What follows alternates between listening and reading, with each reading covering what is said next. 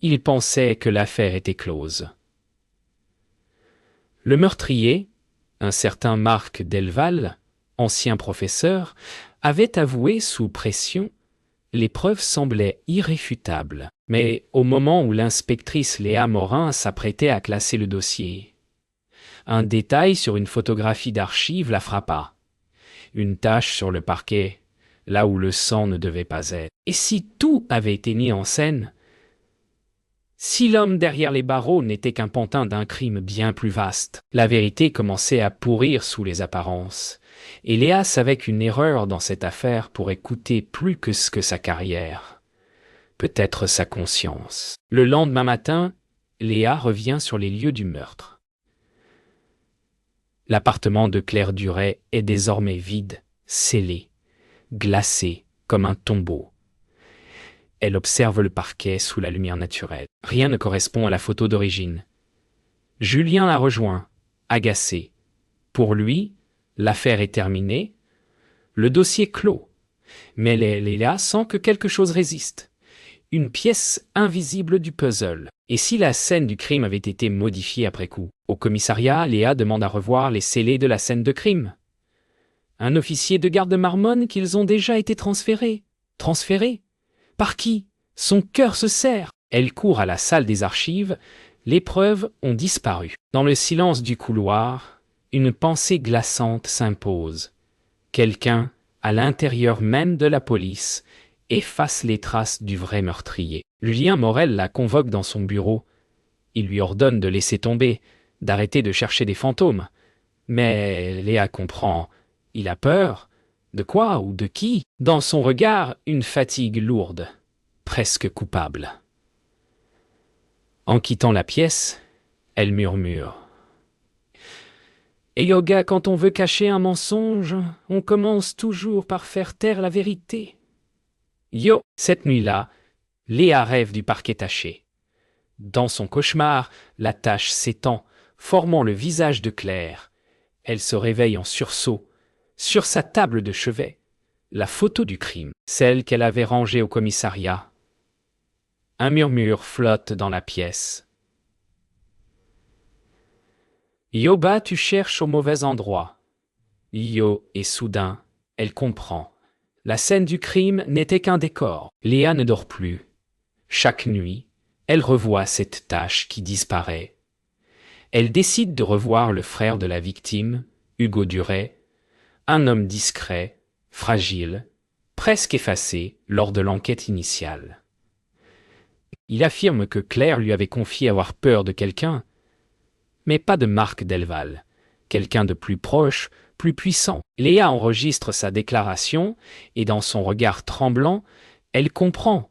Cette affaire n'a jamais été celle d'un crime passionnel, mais d'un secret étouffé par le pouvoir. Hugo lui remet une clé USB.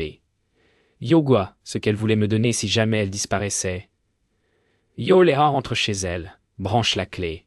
Des dossiers cryptés, des fichiers vidéo. Sur l'un d'eux, on voit Claire, apeurée, filmée de son propre téléphone. Elle parle d'un nom, le Noir. Un nom que Léa reconnaît aussitôt, c'est celui d'un industriel intouchable, donateur majeur du ministère de l'Intérieur. Et dans le fond de la vidéo, une voix murmure. Dans le fond de la vidéo, une voix murmure. Yes. Dioguet, tu ne diras rien. Dio. Au matin, Léa confronte Julien Morel. Il blêmit quand elle prononce le nom Le Noir. Il tente d'esquiver, prétend ne rien savoir. Mais ses yeux trahissent la peur. Léa comprend qu'il est pris dans un piège politique. Et Guéoua, tu ne peux pas imaginer jusqu'où ça monte. Dieu, finit-il par dire, la voix basse. Pour la première fois, Léa sent que la vérité ne la sauvera pas. Elle la détruira. Léa décide de rencontrer le Noir, sans en informer la hiérarchie. Elle se rend à son immeuble de verre, symbole d'un pouvoir sans visage. L'homme, élégant, souriant, l'accueille comme une amie. Mais ces mots sont des menaces voilées. Ego, certains secrets, valent plus que des vies. Léa le quitte avec le cœur serré. Elle sait désormais qu'elle marche sur une ligne, où chaque vérité peut la faire tomber. De retour chez elle, Léa trouve son appartement fouillé. Les tiroirs ouverts, le sol jonché de papier. La clé USB a disparu.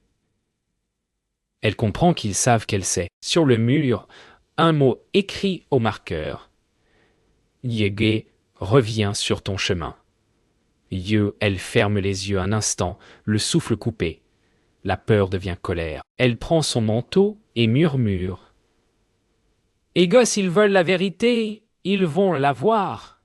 Léa ne peut plus compter sur personne. Elle décide de reprendre seule l'enquête hors des murs du commissariat. Elle retourne discrètement sur la scène du crime et découvre une anomalie. Sous le parquet, un câble de surveillance soigneusement dissimulé. Quelqu'un filmait tout bien avant le meurtre. Les images pourraient prouver que Marc Delval n'était pas là. Le piège était en place depuis le début, mais en sortant, Léa remarque une voiture noire qui l'observe. Moteur allumé, phare éteint. Elle parvient à extraire le disque du dispositif.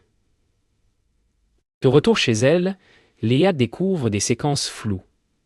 L'appartement avant le meurtre, un homme vêtu d'un manteau sombre entre, Claire le supplie de partir.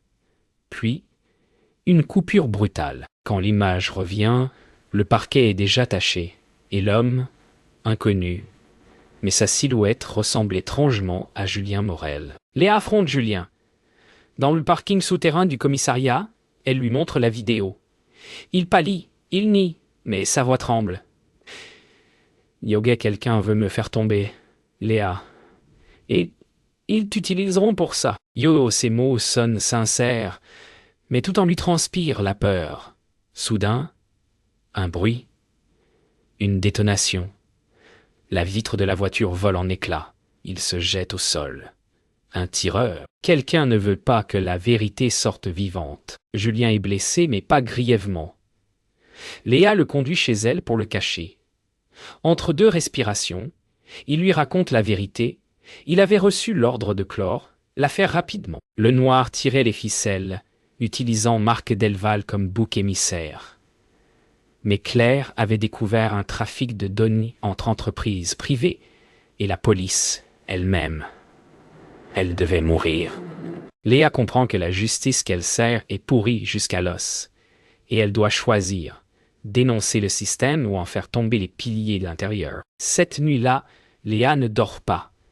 Elle réécoute les enregistrements, les voix, les aveux à demi-mot. Elle comprend que Marc Delval, 52, n'était qu'un pion, et qu'en le disculpant, elle s'attaque à tout un système. Elle ouvre un fichier caché sur le disque.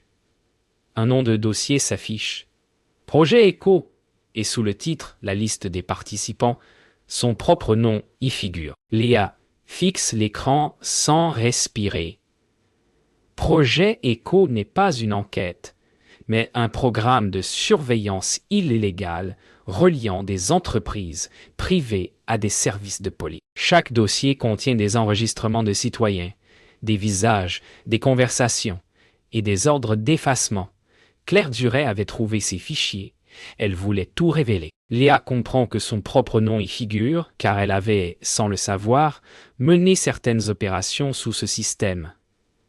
Elle n'était pas seulement la victime d'un mensonge, mais l'instrument d'un crime. Julien lui avoue avoir tenté d'arrêter le programme, mais le noir détient des preuves contre lui, des signatures, des transferts d'argent. Léa se lève, bouleversée. Tout ce qu'elle croyait juste est contaminé. Elle décide d'aller voir Marc Delval en prison, celui qu'ils ont sacrifié. Elle veut entendre sa version, sans filtre, sans dossier, falsifié. Julien tente de la retenir, mais elle part. Elle ne peut plus faire marche arrière. Face à Marc Delval, Léa découvre un homme brisé, mais lucide. Il lui dit qu'il savait qu'on se servait de lui. Ils m'ont choisi parce que j'avais déjà tout perdu. Murmure-t-il. Il lui remet une feuille chiffonnée, une adresse. C'est là que tout a commencé. Son regard s'apaise. Presque reconnaissant, Léa sort de la prison avec un mélange d'espoir et de honte. Elle voulait trouver un coupable, Elle a trouvé un sacrifice. L'adresse la conduit dans une zone industrielle abandonnée à Saint-Ouen. Dans un entrepôt silencieux, elle découvre des serveurs poussiéreux, des câbles arrachés, des disques durs marqués du logo Echo, des dossiers nominatifs, journalistes, policiers. Tout était surveillé. Une voix l'a fait sursauter, Hugo Duret. Il était là avant elle. Diogwe, je devais comprendre pourquoi ma sœur est morte, Hugues, dit-il, les yeux rouges. Mais derrière lui, une autre ombre bouge. Un coup de feu éclate. Hugo s'effondre, touché à l'épaule. Léa tire sur la lumière, plongeant le hangar dans le noir. Elle rampe jusqu'à lui, le tire vers une colonne. Les pas du tireur s'éloignent, puis plus rien. Dans la pénombre, Hugo lui murmure. « Hugo, il faut que ça sorte, Léa. Promets-le-moi. » Yo, elle hoche la tête, les larmes aux yeux. Dans la main d'Hugo, elle trouve une clé, gravée du mot.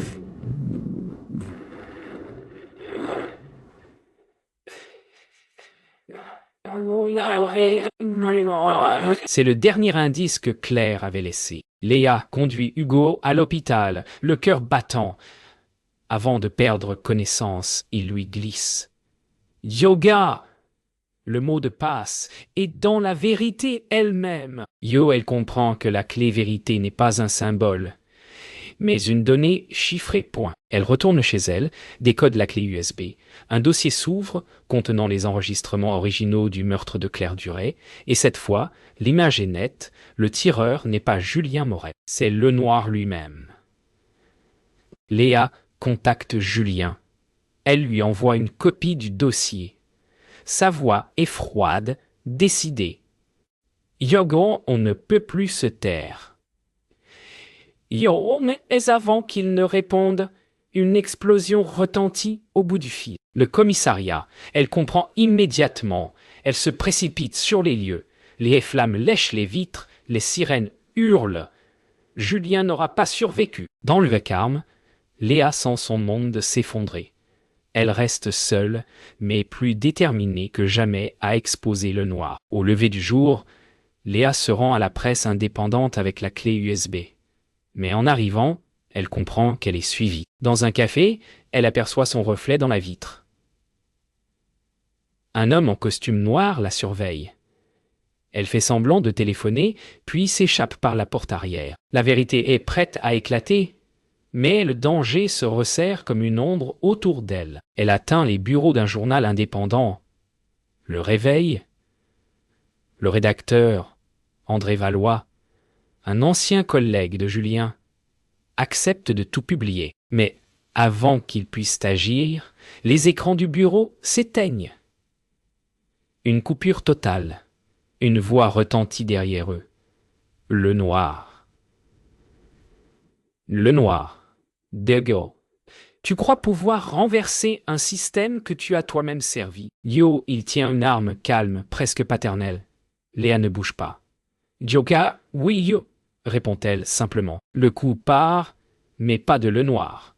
Une balle venue de l'extérieur le frappe à la poitrine. Léa se tourne. Un sniper, inconnu. Lenoir s'écroule.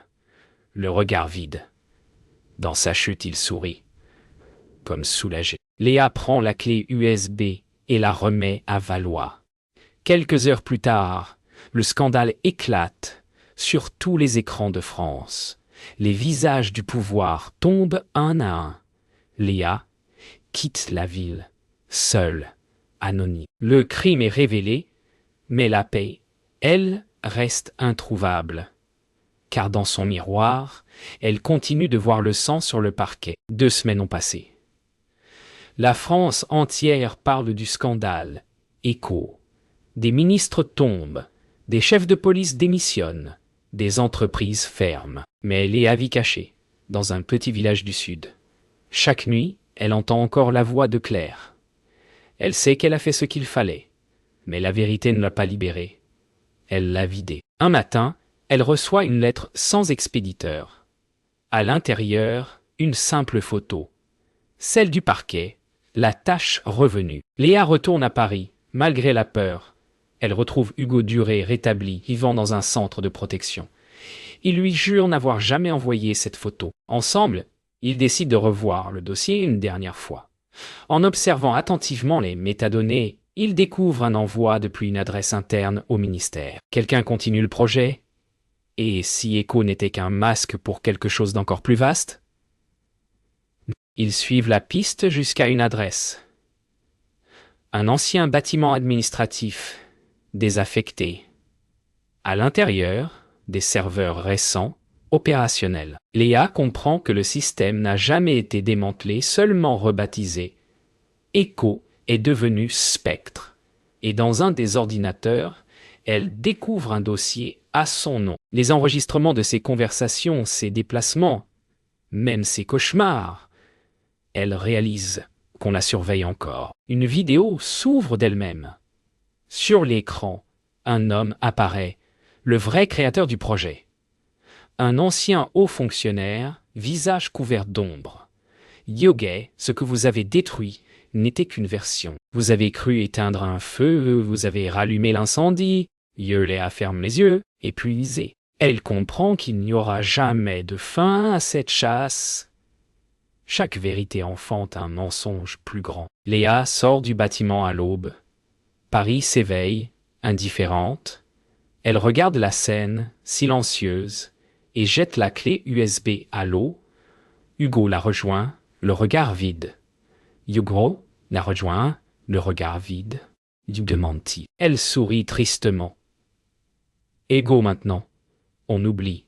Mais en s'éloignant, la caméra se tourne vers la rivière. La clé ne coule pas. Elle flotte, captée par le courant, emportant avec elle le dernier fragment d'un système qui ne meurt jamais vraiment. Quelques mois plus tard, Léa vit dans une petite ville côtière sous un autre nom. Elle travaille dans une librairie, parle peu, regarde souvent la mer. Mais la nuit, les reflets du parquet reviennent dans ses rêves. Pino un site, el douze dino alter dans la rivière. Un chien ici, en eau, et je suis la serrée. Un soir, en rangeant les étagères, elle entend un vieux transistor crachoter un bulletin d'actualité. Un nouveau programme de sécurité nationale vient d'être voté, nommé Yobo Spectre Yo. Le silence s'étire. La boucle recommence. Le lendemain, elle reçoit un colis sans expéditeur. À l'intérieur, une photo d'elle prise la veille devant la boutique. Au dos, un mot. Yobé, on ne t'a jamais oublié. Léa ferme les rideaux, vérifie la porte, puis s'assied, le souffle court. Elle comprend qu'on la surveille encore, mais cette fois, elle ne fuira plus. Elle a appris que la vérité ne se détruit pas. Elle se transmet. Hugo Duré la retrouve après des semaines de silence. Il lui parle d'un groupe de journalistes cherchant à poursuivre le combat, à faire vivre l'héritage de Claire. Il lui tend une enveloppe pleine de documents copiés avant la destruction du réseau. Léa hésite, puis sourit. Ok, alors on recommence. Leurs regards se croisent. Mélange d'espoir et de peur. Le combat reprend. Autrement, ils installent un petit bureau clandestin, travaillent la nuit, publient sous pseudonyme. Léa réécrit toute l'histoire, cette fois sans peur, ni ordre, ni uniforme. Chaque ligne est un cri pour les morts oubliés. En tapant les derniers mots, elle sent enfin une forme de paix. La justice qu'elle voulait n'existe pas, mais la mémoire, elle, résiste. La caméra s'éloigne de la mer, des toits, des visages. La voix de Léa résonne. Yoga, on croit arrêter le mal en le nommant, mais il change simplement de visage. Elle ferme son carnet, le range dans une boîte marquée Claire Duré. Une dernière larme, puis un sourire. La vérité a un prix, mais le mensonge en a un plus grand encore. Au loin, la mer étincelle, calme, mais jamais silencieuse.